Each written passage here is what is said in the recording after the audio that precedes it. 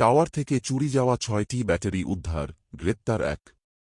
সালানপুর থানার অন্তর্গত কেন্দুয়ারি গ্রামে জিটিএল সংস্থার টাওয়ার থেকে অমর রাজা কোম্পানির ১২টি ব্যাটারির চুরির ঘটনা ঘটে। ৮ই আগস্ট অভিযোগ দায়ের হয় সালানপুর থানায়।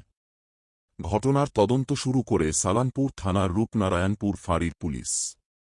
তারপরেই গতকাল রাতে পুলিশ হিন্দুস্তান কেবলস ফুটবল ময়দান সংলগ্ন এলাকা থেকে তাপস বাউরি নামক এক যুবককে গ্রেপ্তার করে। উদ্ধার হয় চুরি যাওয়া ৬টি ব্যাটারি। ধৃত তাপস বাউরি আসানসোল উত্তর থানার লালগঞ্জের বাসিন্দা বলে জানা যায়। ধৃত যুবককে সোমবার আসানসোল আদালতে তোলা হয়। ঘটনাটা হয়েছিল যে আমার নাম রঞ্জন মাহাতো, ঠিক আছে, বাবার নাম শ্যামাপদ মাহাতো।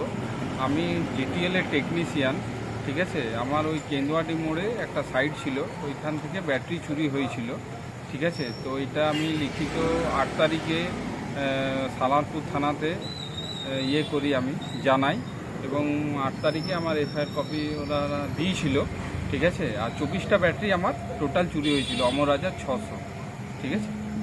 এখন কি কতগুলো ব্যাটারি পেয়েছেন? এখন আমাকে জাস্ট থানা থেকে ইনফরমেশন দিয়েছিল যে 6টা ব্যাটারি রিকভারি হয়েছে, ঠিক আছে। কাউকে আটক করা হয়েছে? হ্যাঁ, খবর পেয়েছি যে আটক করা হয়েছে, যে মূল চোর তাকে ধরা হয়েছে, কিন্তু তার সঙ্গে দেখা হয়নি আমার, আমি শুনেছি ওটা জানি।